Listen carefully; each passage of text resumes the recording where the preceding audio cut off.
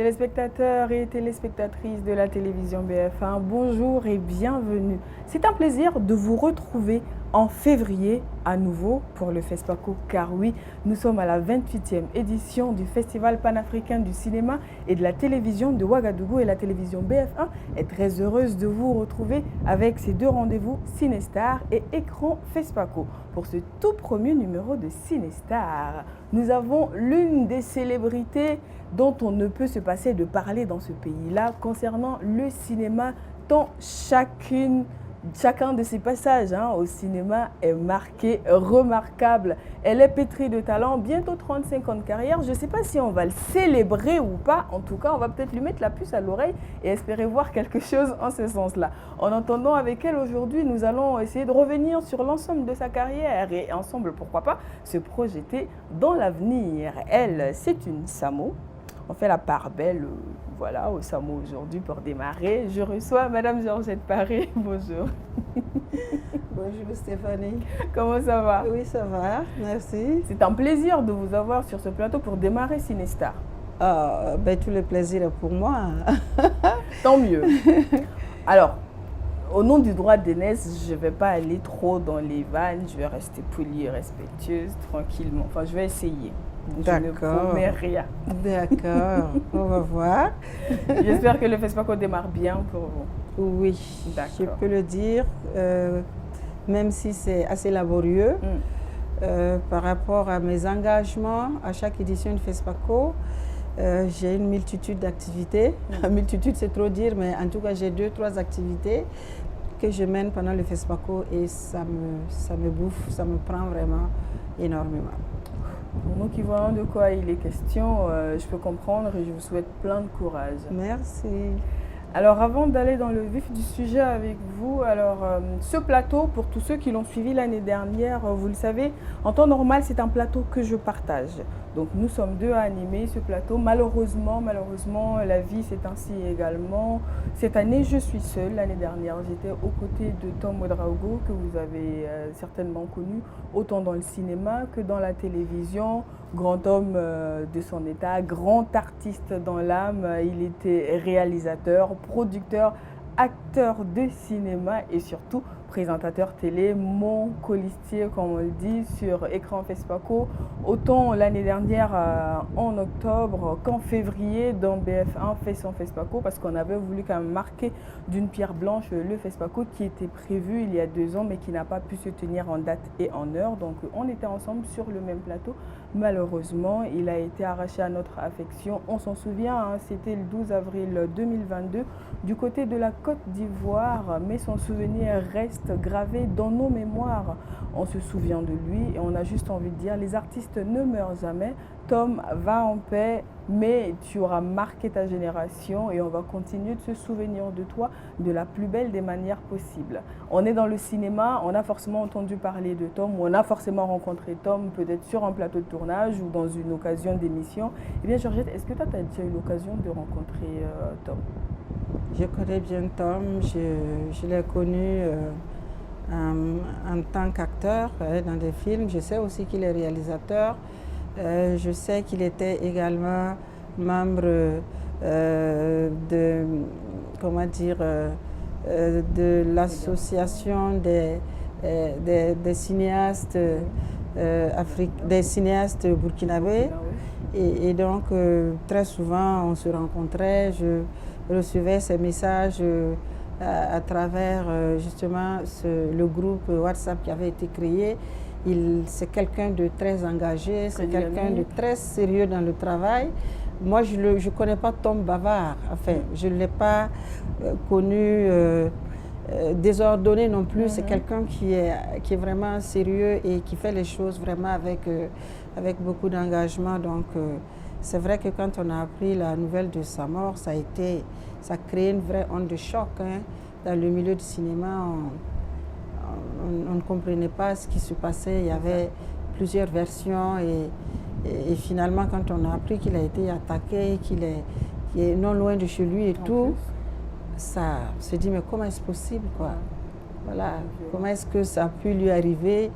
Ici, c'est vrai qu'on avait besoin de lui. Mais l'artiste, c'est vrai qu'il a besoin aussi de scruter d'autres horizons, de voir comment il peut se rendre utile sous d'autres cieux. Et si par exemple il finit un programme au Burkina, il peut aller mettre son expertise aussi à la disposition, voilà, d'autres pays. Et je pense que c'était ça le cas de Tom. Et c'est vrai que c'est une perte, hein. C'est une perte énorme pour le milieu du cinéma. Et je vous dis que ça nous a choqués. On espère surtout, Tom, que ton engagement va inspirer d'autres personnes et que justement tu n'auras pas lutté en vain. Repose en paix l'artiste, on ne t'oubliera pas. Et merci beaucoup pour tout ce que tu as fait. Un artiste ne meurt jamais. Absolument. Voilà, ses œuvres survivront en tout cas à lui. Voilà. Alors justement, en parlant de tout ce qu'il a fait, on va justement s'intéresser à tout ce que Georgette Paré a fait parce que ça fait, je le disais tantôt, pas loin de 35 ans. Est-ce qu'elle en avait conscience d'ailleurs? En fait, quand effectivement, avec du recul, quand je regarde, je dis mais quand même, je fais partie des vieilles de ce métier.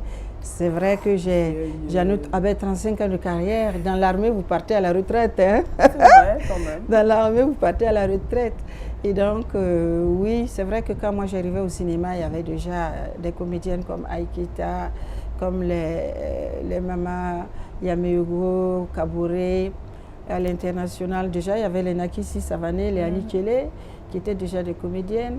Les Maïmouna Hélène Diarra, Fatoumata Koulibaly, on avait déjà des aînés, mais nous, on fait partie de je fais partie de la deuxième vague, donc je ne suis pas loin de l'ancienne classe des comédiens, en tout cas africains.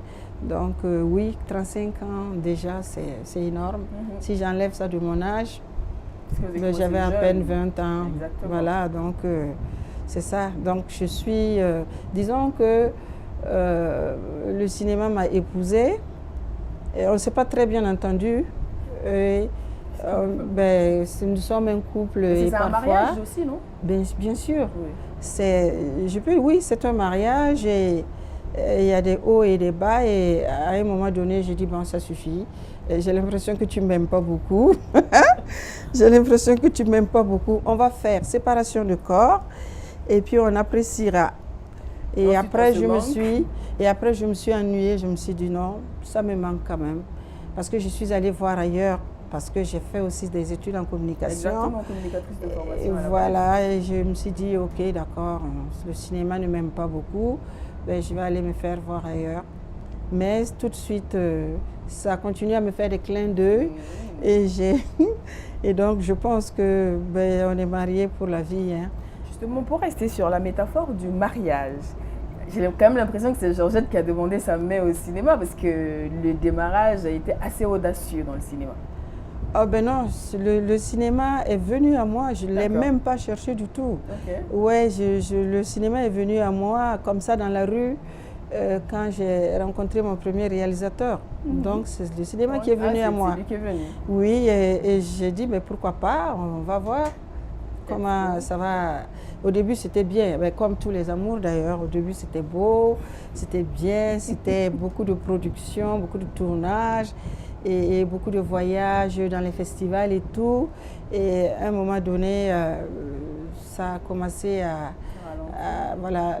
Peut-être que je ne sais pas si c'était la monotonie ou en tout cas le cinéma avait besoin d'aller voir ailleurs ou moi j'avais besoin aussi d'aller voir ailleurs parce que je n'étais pas satisfait à un certain niveau, pécuniairement naturellement, parce qu'il y a que on aime la chose mais à un certain moment on se dit où est-ce que ça m'amène cette histoire, qu'est-ce que ce métier est en train de ou du moins qu'est-ce que je suis en train de faire avec ce métier, où est-ce que ce métier m'amène. Je prends de l'âge, ça fait tant d'années que je suis dedans et quand je regarde véritablement, à part la satisfaction que cela me fait de faire mon travail, à part la satisfaction de faire plaisir au public, quand je regarde pécuniairement, il n'y a pas grand-chose derrière. Donc je me suis dit, tu as étudié, tu as fait des études en communication, ben, essaie de voir comment tu peux rebondir de ce côté-là. Tout en gardant naturellement, j'ai dit, on ne divorce pas. On n'a pas divorcé. Hein? On ne divorce pas, on fait séparation du corps un peu. Et donc, voilà, je suis restée dans ça. Et non, parce qu'en entendant ça, j'ai l'impression...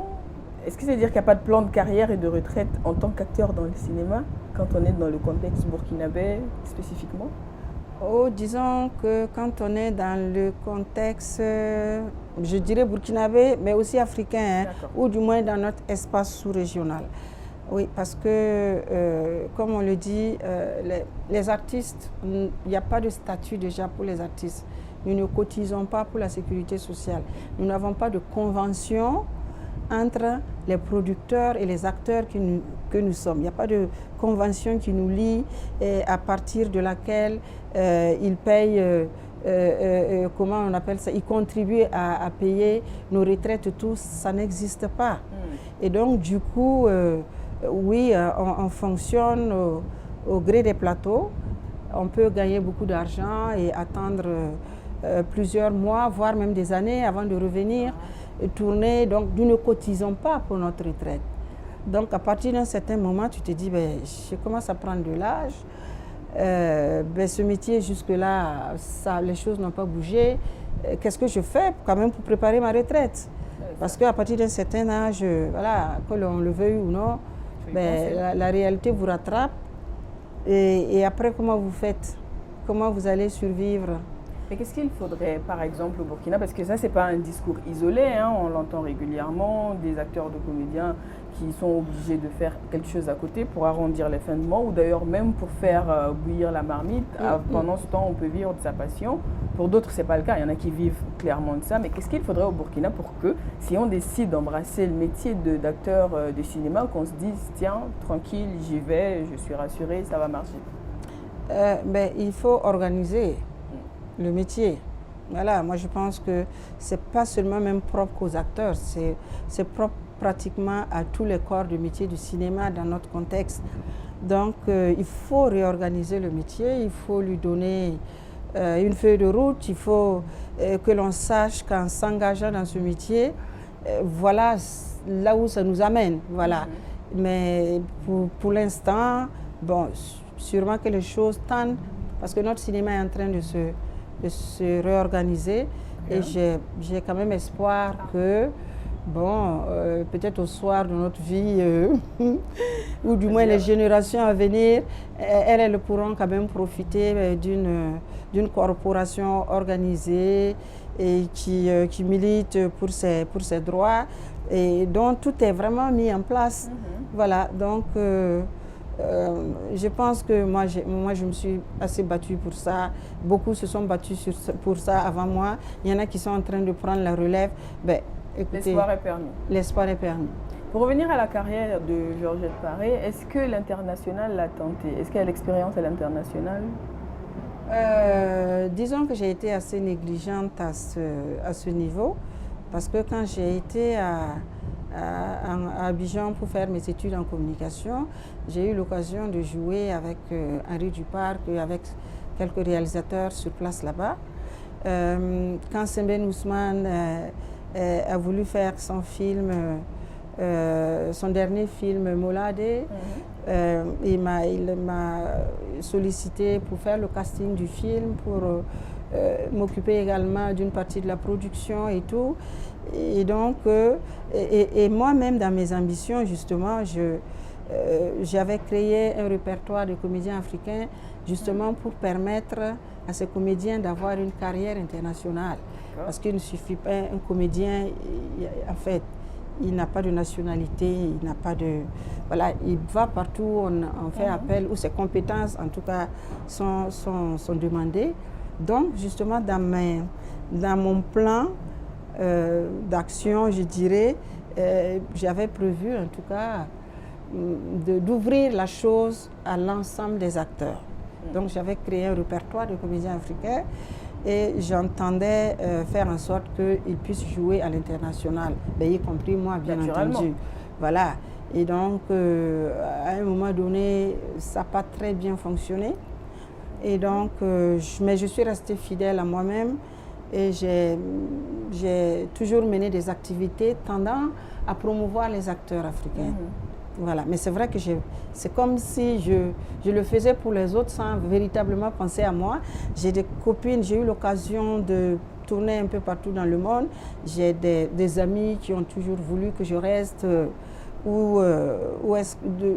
que je reste quand je voyageais, histoire de me faire une carrière internationale. Mais bon, moi j'ai... Mais le pourquoi, il est où? Parce que jusque-là, on ne dit pas pourquoi elle n'a pas tenté l'expérience internationale. Ben, moi-même, je n'arrive pas à me l'expliquer, mais de plus en plus, j'y pense. Okay. De plus en plus, j'y pense. Et je sais pas. C'est vrai que j'ai jamais fait un casting pour dire... Pourtant, j'en fais pour les autres, hein. Justement. Mais j'ai jamais fait moi-même un casting. Pourtant, je reçois souvent des appels à casting à l'international ou avec mon profil, ben, je ne sais pas pourquoi. Je ne sais pas pourquoi moi-même je ne l'ai jamais fait. Cordonnier mal chaussé. Donc, je pense qu'à partir de cet instant, on va trouver une solution à ça. Parce que tout ce talent ne peut pas rester juste assis. Parce que justement, c'est vrai qu'entre la casquette de communicatrice et d'actrice, et aujourd'hui, au-delà même de permettre aux autres de jouer à l'international, vous célébrez les célébrités pendant le FESPACO. Donc, on a besoin que les choses soient ordonnées, même si on n'est pas dans la règle de la charité bien ordonnée avec Georgette Paré. Elle a été à l'école des Mossi, très clairement. Oui, ça c'est sûr au moins. Ça c'est sûr. Donc, du coup, comment on envisage l'avenir aujourd'hui avec le cinéma? Mon avenir dans le cinéma, je pense que je l'ai déjà entamé. J'ai fait mon expérience en tant qu'actrice. Je suis en train de faire mon expérience en tant que productrice. Et je crois que je vais tenter aussi l'expérience dans la réalisation. D'accord. En fait, moi je suis une grosse peureuse et j'ai peur de l'échec. Alors que qui ne risque rien n'a rien. Exactement. Et pour moi, ce métier, c'est vrai que le métier est venu à moi, mais j'ai eu le temps de découvrir le métier. Le métier a ses exigences. Et ce métier, pour moi, il a besoin qu'on le respecte. Donc, en fait, je prenais le temps de voir comment est-ce que j'allais aborder les choses tout en étant véritablement dans le, comment dire, dans la bonne dynamique. Okay. Vous voyez que j'insiste pour promouvoir parce que la promotion fait partie de ce que je sais faire, de ce que j'ai appris en tant que communicatrice. C'est ça. Voilà, ça ne me fait pas peur. Je peux faire des erreurs, mais je me dis, ça c'est un domaine dans lequel quand même je peux m'aventurer. Vous voyez, dans la production, à force de faire un certain nombre de choses discrètement ou un peu audacieusement, entre griffes, je me dis, là, avec tout le temps que tous les plateaux que j'ai faits, j'ai parfois même été chargée de production. Comme je vous l'ai dit, sur le film de Saint-Ben, je l'ai été. Mais avant Saint-Ben, je travaillais avec Henri Duparc. Okay. Voilà, que ce soit au niveau de la régie, que ce soit au niveau de la production, que ce soit même au niveau même du scénario. Voilà, on a coécrit des scénarios avec Henri Duparc, Fargas Assandé. Et tout, donc ça c'est des aspects qui ne me font pas très peur. Ce qui me fait peur, c'est la réalisation. Pourquoi? Parce que je n'ai pas envie de raconter du n'importe quoi, je n'ai pas envie de travestir ce métier. Trop exigeante avec soi-même, on dirait. Oui, je n'aime pas l'échec. Personne n'aime l'échec, ça c'est sûr.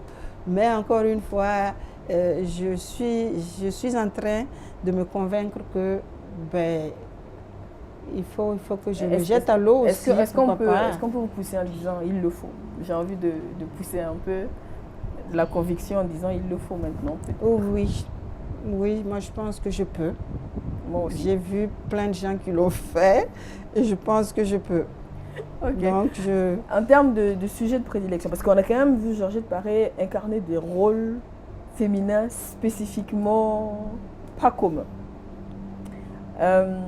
Que ce soit dans la série Quand les éléphants se battent, on a quand même vu l'image d'une femme qui trime et qui se bat quand même pour que la vérité se rétablisse. Que ce soit Sous la clarté de la lune. Une femme pas comme les Une autres. femme pas comme les autres. C'est toujours, exactement, vous êtes toujours une femme pas comme les autres dans les rôles que vous incarnez. Est-ce que ça vient toujours à vous? Est-ce que finalement ça s'est dessiné comme ça? Ou c'est quelque chose que vous aimez particulièrement, que vous demandez? Moi, je pense que les rôles parfois qu'on nous donne, ben, mine de rien, on pourrait dire qu'il y a une part de nous dans le personnage. Voilà, parce que quand on fait un casting, on recherche un profil et ce profil-là, mine de rien, même si c'est un rôle à incarner, il y a une partie de vous qui est dedans. D'accord. Donc une partie, mais pas vraiment totalement. Donc il y a quelque chose qu'on décèle en vous et qu'on dit non, pour tel personnage, je pense que elle peut faire ça. Parce qu'elle est déjà comme ça, on pense qu'elle peut. Voilà, donc c'est peut-être ça que les réalisateurs ont perçu.